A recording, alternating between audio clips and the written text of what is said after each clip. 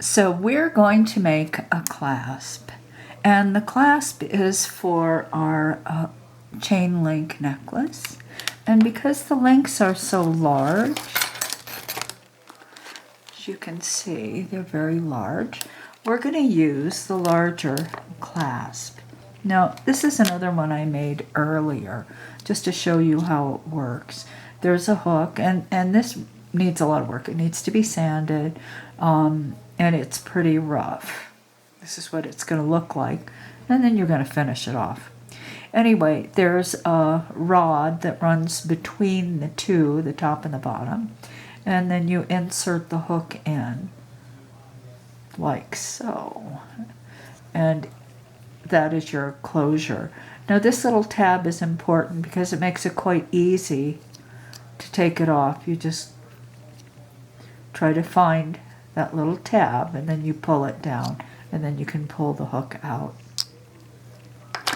Alright, so in terms of thickness, I make the top and the bottom rather thick, and that is because when you are wearing it, of course your body heat is going to warm it up, and if it's too thin it will also warp it.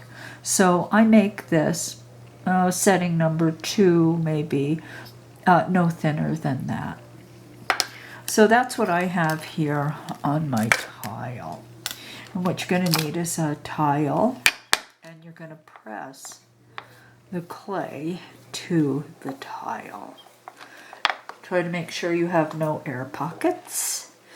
And then take a tool like a brass rod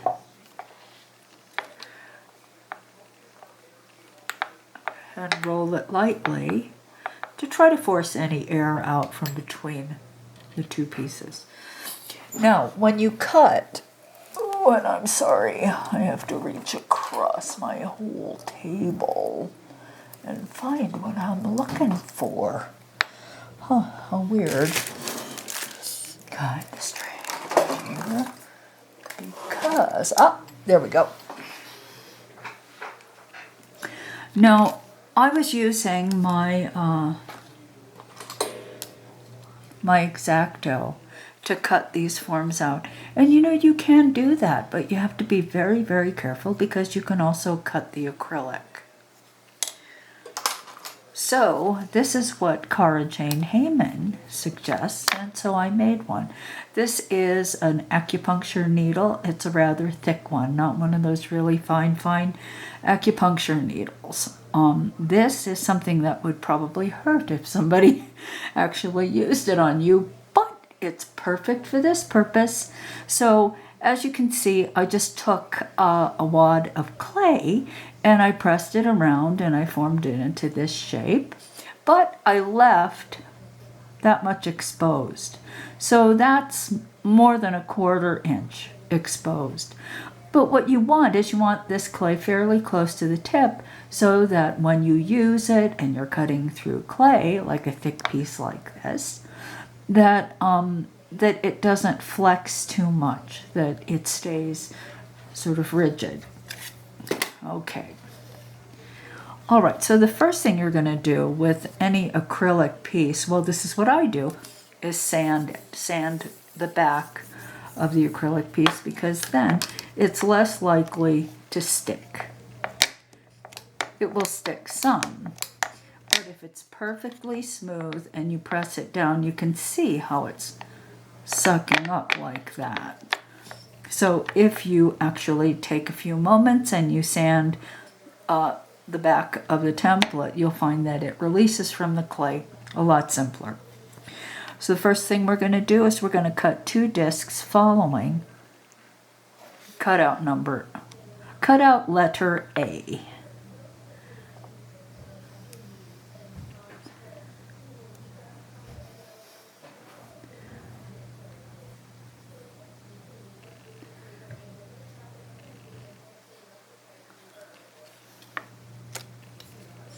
One, 2.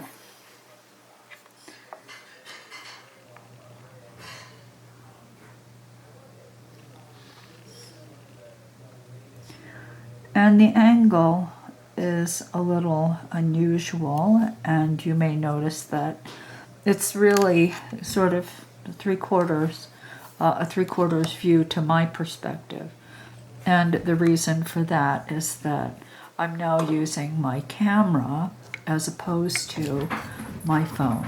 And it's not that I didn't want to use my phone, it's that I kept running into losing memory in my phone. So it's unfortunate, but I had to go to my camera because there was never enough memory. All right, so now we're going to go to cutout B. And you place that right over the cutout clay. And I'm just going to move this in so I can see it. Okay, so there it is. I'm going to take my tool and just lightly score across the line in the opening. And I'm going to take and I'm going to cut out a hole.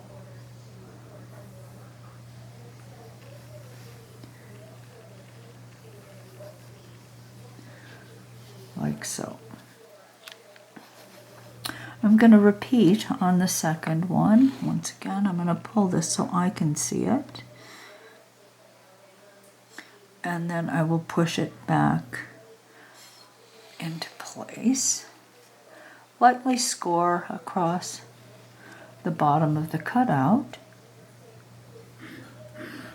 And then cut out the hole. Like so. Now these cutouts are important, so just carefully lift them out and stack them and set them aside. Now if they accidentally get mushed up in your clay, it's not critical. It's not a tragedy because we can make them again, of course. All right, so I'm going to set mine right there. Okay, so these are the two sides, the bread of the sandwich. Okay, now the next thing we're going to do is actually cut C, which is a brace, a curing brace, and then D, which is the actual hook. Okay, so the hook, let's talk a bit about the hook. The hook has to be thick enough. Let me get the hook. It has to be thick enough that you can actually drill a hole into it. And that hole should be big enough to accommodate the kind of cord or whatever it is that you're going to be using to string. So if you're using 4mm cord, which is very thick, then you're going to need to make this piece more than 4mm thick. It's going to have to be maybe 6mm thick just to accommodate the hole. Okay, so I'm going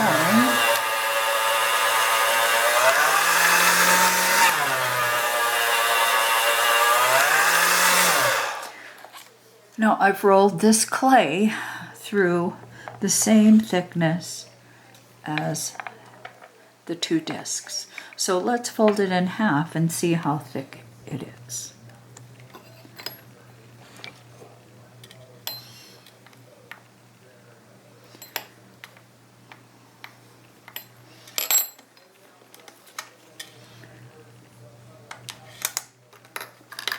I'll take my ruler and let's figure this out. So it is roughly 3/16 of an inch. Well, I think that is too thin. I really do. I think it's too thin. So what I'm going to do is re-roll this clay through the thickest setting of the pasta machine and then fold it in half.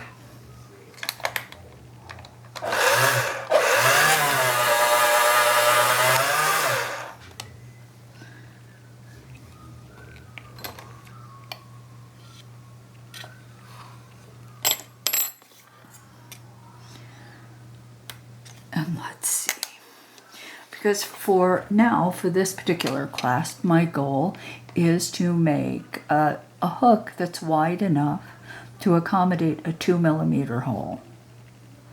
So this is thicker. It is almost 2/8. It's almost 1/4 of an inch. Now, let's check out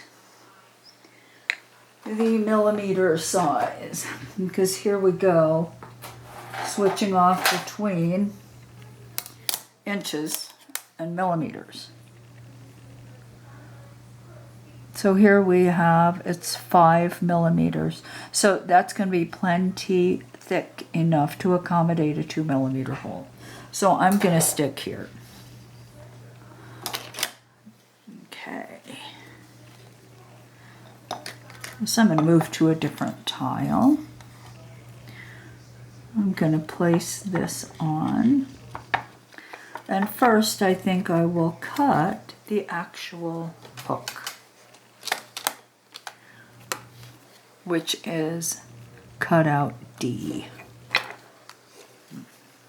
I shall turn it sideways. It doesn't matter whether it's upright or sideways.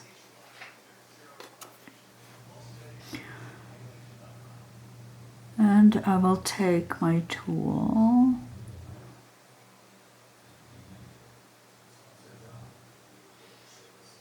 and cut. Now, I haven't broken one of these needles yet, but this is quite thick. I'm expecting this tool to do quite a bit of work as it's going through this very thick piece of clay. At some point, I'm sure it will actually break.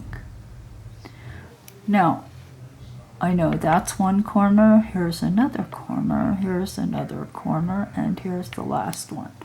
So, take it easy on my little needle.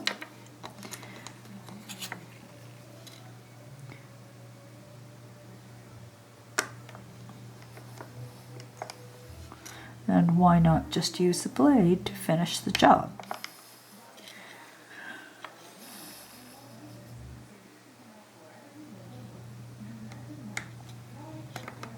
Like so.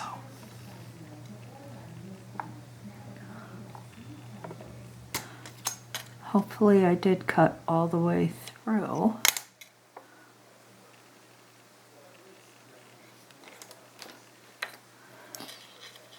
And so far so good, but I got this one last piece to get out. Very good. Now, as I examine the hook itself, the hook just has to be wide enough, open enough, so that it can be threaded over the bar in the middle, which is represented by this hole. So as I'm looking at it, you see how much room I've got in between? That's quite a bit of play there. It's more than I need. So I'm going to make an adjustment here. That adjustment is to take the side of my blade and to just ease the hook in and narrow the size of the opening. And that looks good. I don't know if you can see. Let me see if I can. I don't exactly know how to make this tighter, the shot tighter yet. So I will bring it up to you. So if you can see the hole, you can see that the hole fits the opening. All right, so there's that. Now this last piece can, this C, can actually be made using any clay you like. And you don't, if you establish a standard for yourself in terms of the thickness of the hook, then you don't need to remake this piece each and every time you make the same clasp. This you can make one time and then mark on it that the thickness is 2 times the thickest setting of your pasta machine, or 2 times setting number 1, whatever it happens to be. But all you need basically is this piece once, if you do the same hook over and over again. I hope that makes sense. All right, so what I am going to do is I'm going to take my scrap, or this clay, and I'm going to roll it once again through the thickest setting.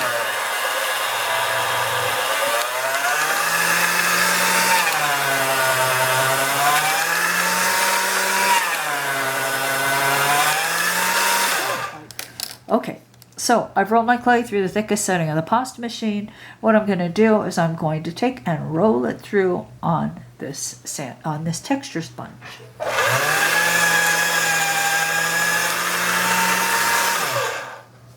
Because this is a brace that is designed only to hold the sides nice and straight through a curing, it's beneficial to have them textured.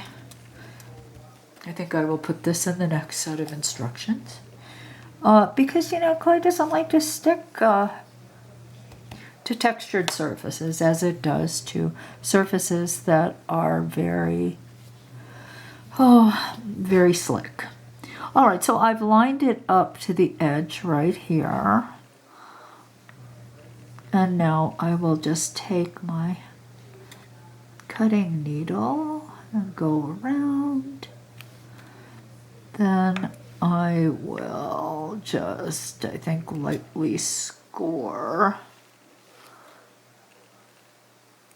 the lines. And why stress out the needle when I can simply use a blade?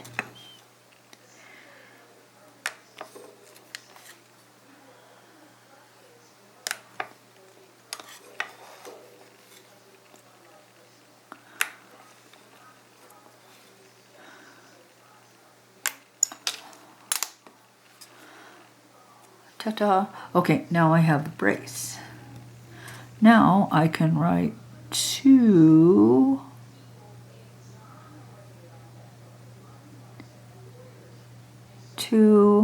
number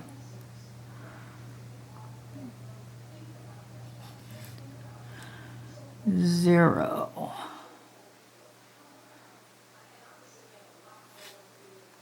And what I will probably do is just write that on the edge of the brace itself. Okay, so now let's set this aside and move on. We're going to go back to this. Now I'm going to take this clay and I'm going to roll it through the same setting as the hook, which is the thickest. Okay. And basically what I'm trying to get is whatever, this should be as high or as long as the thickness of this and the thickness of this and the thickness of the hook. So this little piece represents this thickness and this thickness. Now I'm going to take and I'm going to make this thickness and put it on there. Okay. Now you remember the hook itself was actually rolled through the thickest setting and then folded. So what I need are 2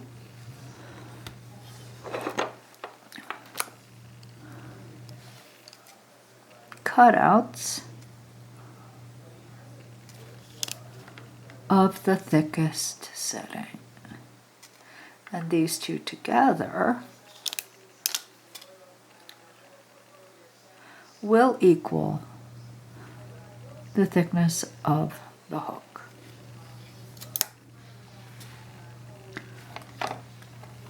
Like so.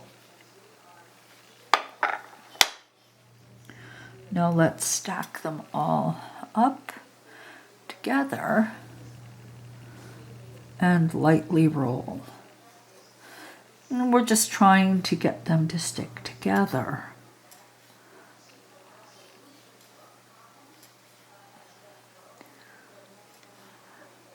I'm not trying to make it longer this way or skinnier.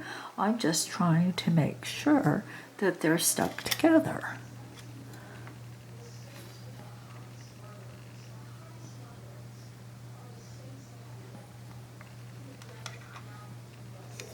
Okay.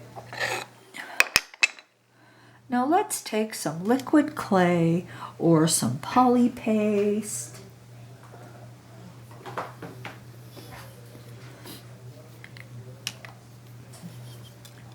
And I'm just going to put a little in one of the holes. Hello.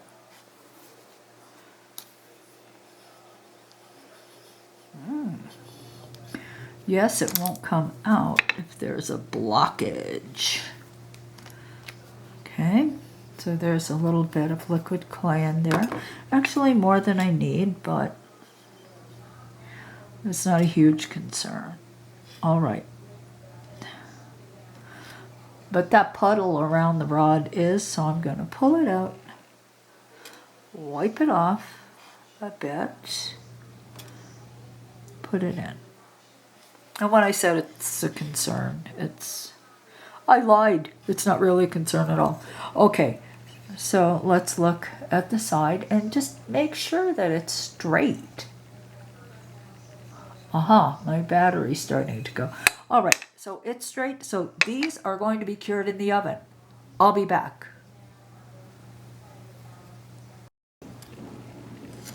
All right, so our pieces are cured, so we're ready to actually put the clasp together. We'll have to cure it one more time at least. Now, I'm going to just show you how it comes together.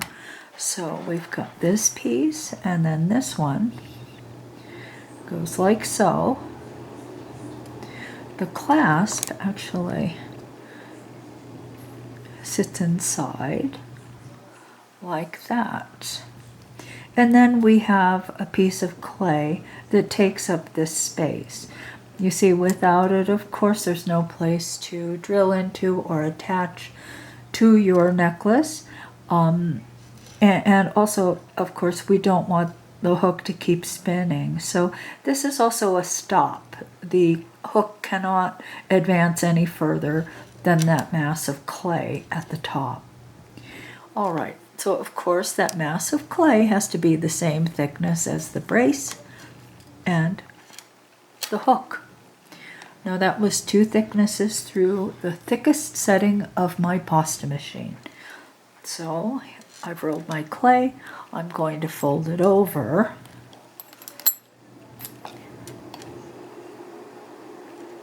Like so. And I have a confession, this is the second time I'm doing it because the last time I rolled the clay too thin. All right, so here we go. Now I'm going to go back to B on our template. And I'm going to cut with my handy dandy acupuncture needle tool the arc. Now from experience I know that these tend to actually not be quite large enough. So if I make another run I may make that piece slightly larger because as you can see there's not quite enough clay there. I'm going to have to either sand all this down or backfill it. So what I'm going to do is I'm just going to cut down farther. And I think this will help.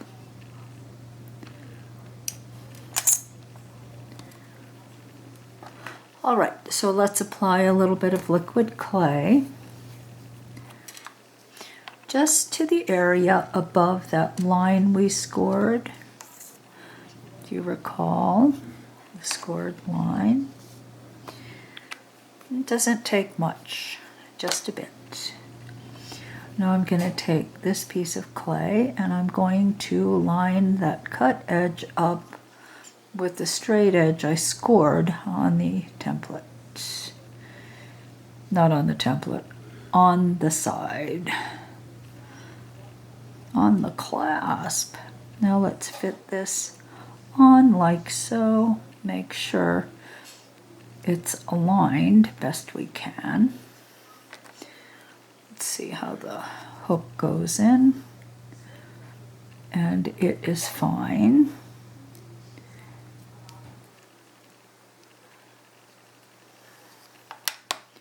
Now we're going to take some Repel gel, put it on our brace. You know, I had some Repel gel that was very thin, like liquidy. And then I had some Repel gel that was kind of thick, like it had dried out a bit. So I combined the two of them and now I have perfect Repel gel. Okay, so let's slide this in. Now every time you cure your clasp, you're going to slide this brace in. Very important because it will keep the two halves as straight as they can be. Well, almost as straight. Okay. And this is happening. Oh. Well, stuff happens. I mean, it just happens. Okay, I'm going to slide that back in.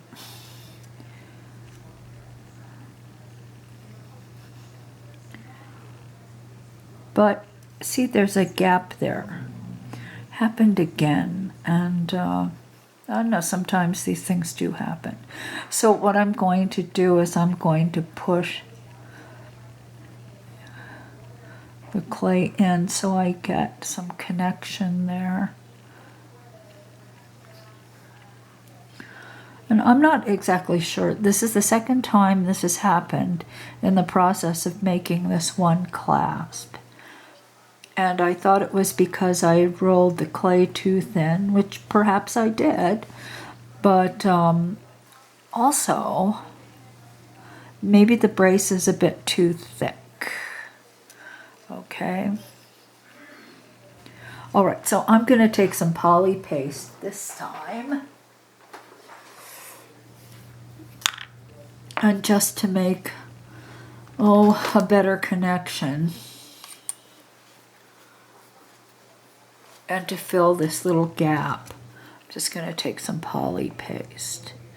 Because, of course, these things, they must. Ay, ay, ay, ay, ay. All my tools are here. But sometimes it's just a little difficult. Oops.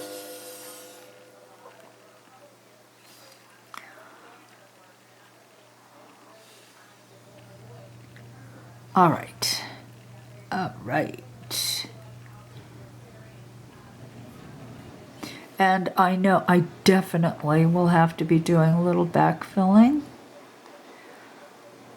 later on, which is actually fine.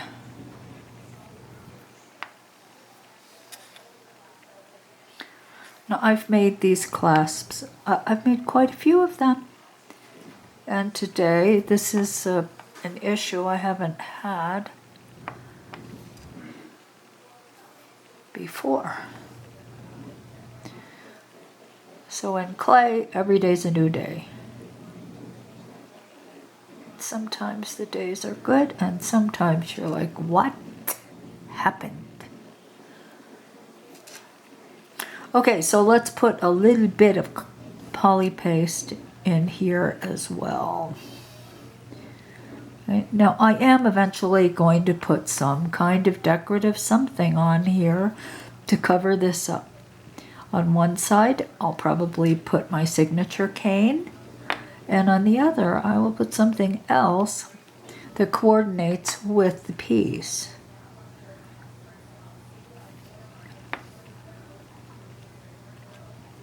Okay. All right, into the oven we go. Then I'll be back. Here are the pieces out of the oven. This is out of the oven. And let me tell you, when I take this apart, frequently when I use Repel gel, I do it in water. So I have a bowl of water and I put it in and then I loosen and pull it out. And then I put it back in and let it cool completely. All right, so this is cooled completely. Now, remember I put some poly paste here, and you know I'm going to have to put a thin layer of clay here because I want it stronger than just that layer of poly paste holding it. So I'm going to take more poly paste and just apply it to the surface, because I'm going to take raw clay and I'm going to push it into this space. Just this area from here to here. Now I've rolled this through my pasta machine at like setting number 4. Gonna make a nice clean cut. Start at 1 and drape it over and trim it at the other, like so. Okay. Now I will take it and gently roll it.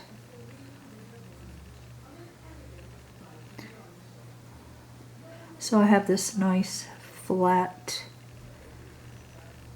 uninterrupted, clean surface right there, covering that space.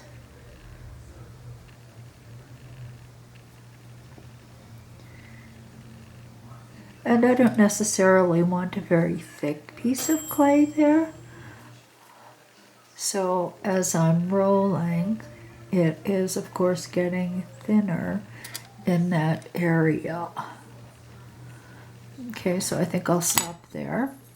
Take the blade, trim the excess away. Trim the excess away on the other side, and this will also give me an indication of how thick that clay really is, and that I can probably roll a little bit more and make it a bit thinner. I will be sanding it after it's cured.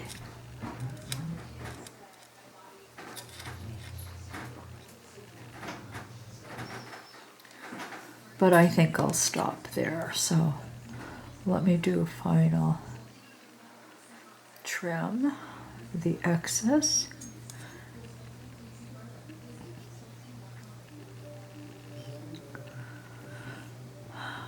Gonna check and see.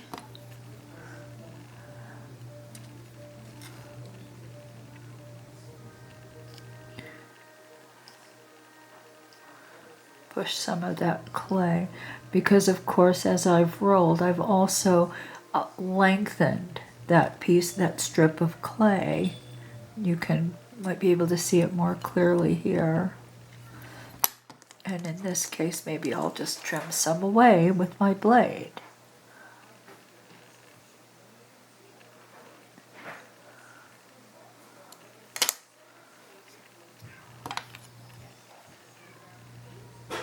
The other side there wasn't quite as much as there is on this side.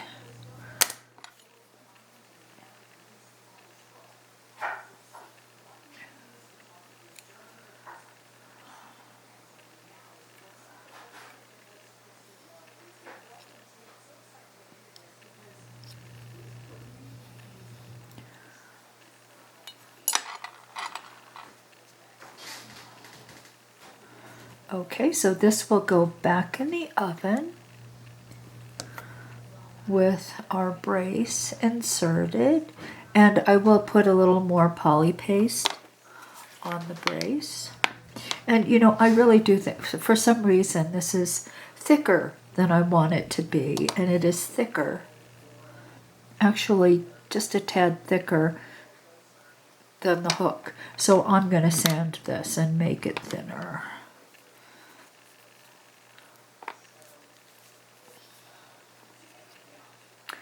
After I use it this time. All right, back in the oven it goes. Well, it's out of the oven, and I did release the brace in water, and now it's cold. So what I'm going to do is start sanding. Now I already did. I sanded a little bit, and then I caught myself. It's like, whoa, wait a minute. So I don't know if you can see this, but this part of the central core is sticking up a little bit farther than the surface. So of course I'm going to sand that down. I'm going to sand the sides. I'm going to sand areas like this away. You can kind of see. So let me get that done and I will be back. I'm going to be using this Abra net and just doing this kind of thing. Okay, and it is Abra net P120. So I'll be back. The clasp is sanded. Now the Abra net is great because it takes the clay down very, very quickly. Now it's no longer perfectly round because I had added that extra piece up here, but you know what? I think it's fine. I think it's fine. It looks good, it feels good. Now I also sanded the hook. Let's put it in and engage it. And there you go. So there is the clasp. Now I altered the shape of the hook a bit because it was sticking out much more pointed here, and then another corner and corner. And I just trimmed away just with my blade and then sanded to make what I think is a more pleasing shape. Now at this point you can decide whether the hook is too tight. You can't really do much about it if it's too loose, but it shouldn't be that loose actually. If anything, my problem is usually that they're too tight. So it is a little bit difficult. The good thing, of course, is that it's less likely to come out, but now would be the time to make any adjustments like this. Like the thickness of the hook and the way it fits and slides into the clasp. All right, let's try that because I don't really want to eliminate too much. And just those few strokes against the Abra net really changed the way the clasp enters and sits. Excuse me, the way the hook enters and sits in the rest of the clasp. So that in a nutshell is it. It's quite easy to make this. If you follow the instructions and you follow the template, you will have to do some sanding and some refining at the end, but it's not that. And you know, the problem with polymer clay that I have always found, one of the problems, is that it's extremely difficult to find findings that are consistent in size and in feel for our medium, especially since our pieces tend to grow. So that is why I designed this, and I think it's a pretty good solution in a lot of instances. All right, so until we meet again, I'll say goodbye.